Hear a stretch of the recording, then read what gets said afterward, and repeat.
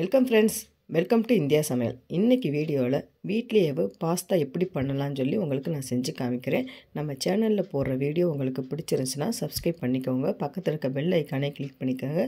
அப்போ தான் நான் போடுற ஒவ்வொரு வீடியோ நோட்டிஃபிகேஷனில் வரும். வாங்க எப்படி பண்ணலான்னு சொல்லி பார்க்கலாம். இப்போ நான் 1 கப் அளவுக்கு நான் மைதா மாவு எடுத்திருக்கேன். இந்த மாதிரி நடுவில் இந்த மாதிரி பரப்பி விட்டுக்கோங்க. 1.5 முட்டை ஆட் பண்ணிக்கிறலாம். 1 கப் மைதா மாவுக்கு 1.5 முட்டை சேர்த்துக்கோங்க. தண்ணி எதுவுமே சேர்க்கக்கூடாது. நம்ம முட்டையிலே தான் நம்ம பிணைஞ்சு எடுக்க போகிறோம். 1 டீஸ்பூன் அளவுக்கு ஆலிவ் ஆயில் சேர்த்துக்கோங்க, இல்லைன்னா ரீஃபண்ட் ஆயில் சேர்த்துக்கோங்க. இப்போ சேர்த்துட்டு இந்த மாதிரி நல்லா பீட் பண்ணிக்கிறலாம். இப்போ சேர்த்துட்டு இந்த ஸ்பூன்லேயே எல்லா மாவுகளையும் நம்ம கலந்து விட்டுக்கிறலாம்.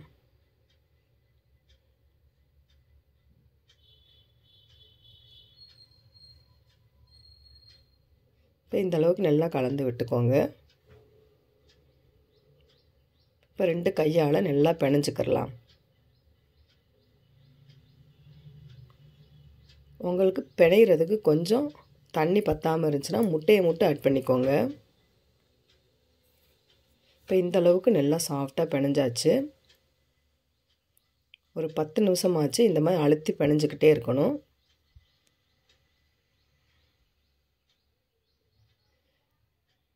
இப்போ நம்ம எந்த அளவுக்கு நம்ம பிணைகிறோமோ அந்த அளவுக்கு பாஸ்தா வந்து நம்ம பர்ஃபெக்டாக கிடைக்கும்.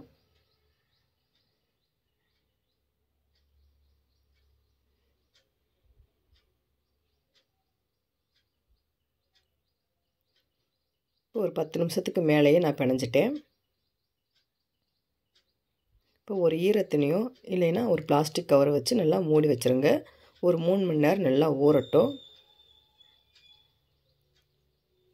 இப்போ பார்த்தீங்கன்னா நல்லா ஊறி இருக்குது, நல்லா சாஃப்டாக இருக்குது. இப்போ இந்த மாவை 4 பீஸாக கட் பண்ணிக்கிறலாம்.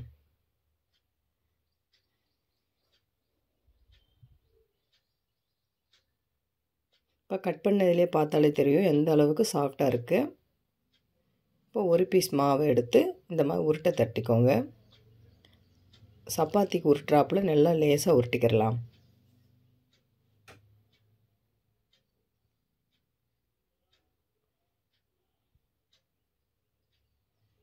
நீங்கள் மாவு பிணையிறது பக்குவத்தில் தான் இருக்குது.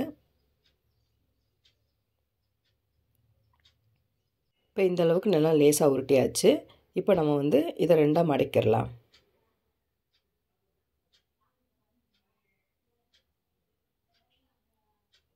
மறுபடியும் இந்த மாதிரி மடக்கிக்கோங்க.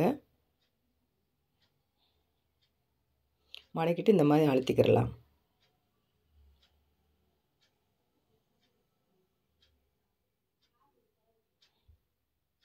இப்போ இந்த அளவுக்கு 4 பக்கமாக அழுத்தி நல்லா உருட்டிக்கிறலாம்.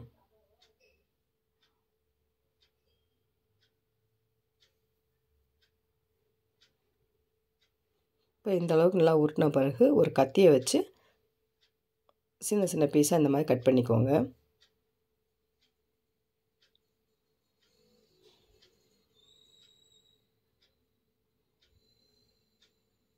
இப்போ இந்த அளவுக்கு நல்லா கட் பண்ணதுக்கப்புறம் ஒவ்வொரு பீஸ் எடுத்து இந்த மாதிரி லேயராக வரும், இந்த மாதிரி உருட்டிக்கிடலாம்.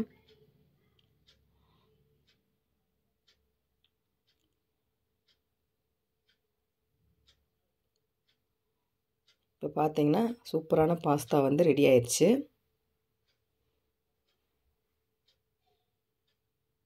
நம்ம கடைகளில் வாங்காமல் வீட்லேயே இந்த மாதிரி நம்ம தயார் பண்ணிக்கிடலாம். ஹெல்த்தியாகவும் இருக்கும். இப்போ இந்த அளவுக்கு நான் பாஸ்தா வந்து ரெடி பண்ணி வச்சுருக்கேன். இப்போ இந்த பாஸ்தா வந்து நம்ம எப்படி வேக வைக்கலாம்னு சொல்லி உங்களுக்கு நான் செஞ்சு காமிக்கிறேன்.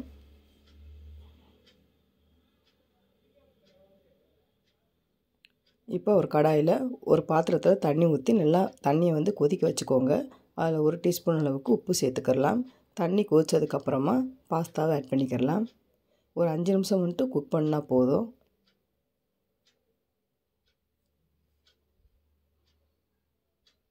சூப்பராக இருக்குது பாருங்கள். இப்போ பாஸ்தா வந்து நல்லா ரெடி ஆயிடுச்சு. இப்போ இதை வடிகட்டி எடுத்துக்கிடலாம்.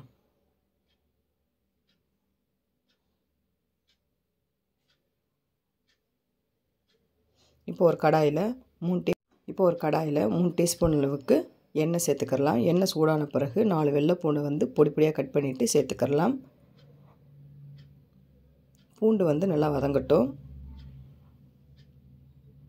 பூண்டு வதங்கின பிறகு 2 மீடியம் சைஸ் வெங்காயம் சேர்த்துக்கலாம். 2 தக்காளியை நல்லா கட் பண்ணி சேர்த்துக்கோங்க. இப்போ வெங்காயம் தக்காளி நல்லா வதங்கட்டும்.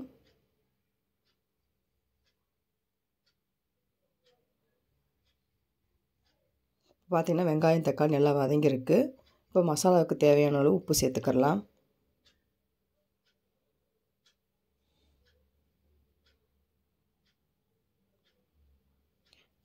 கொஞ்சமாக பீன்ஸு கேரட்டு தேவையான அளவு சேர்த்துக்கலாம். இப்போ சேர்த்துட்டு நல்லா வதக்கி விட்டுக்கோங்க.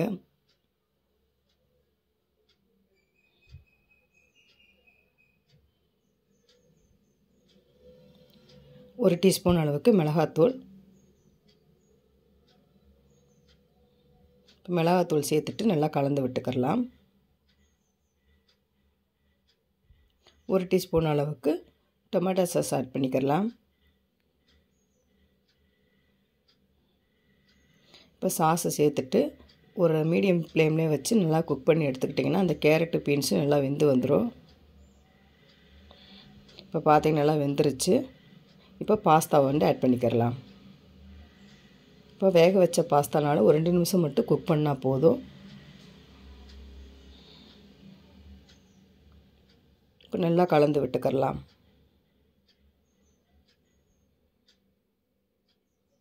கொஞ்சமாக கொத்தமல்லி இலையை ஆட் பண்ணிக்கலாம். இப்போ கலந்து விட்டு எடுத்துக்கிட்டிங்கன்னா சூப்பரான பாஸ்தா ரெடி. வீட்லேயே ஹெல்த்தியான பாஸ்தா வந்து ரெடி பண்ணியாச்சு. நீங்களும் இந்த மாதிரி ட்ரை பண்ணி பாருங்கள் ஃப்ரெண்ட்ஸ்.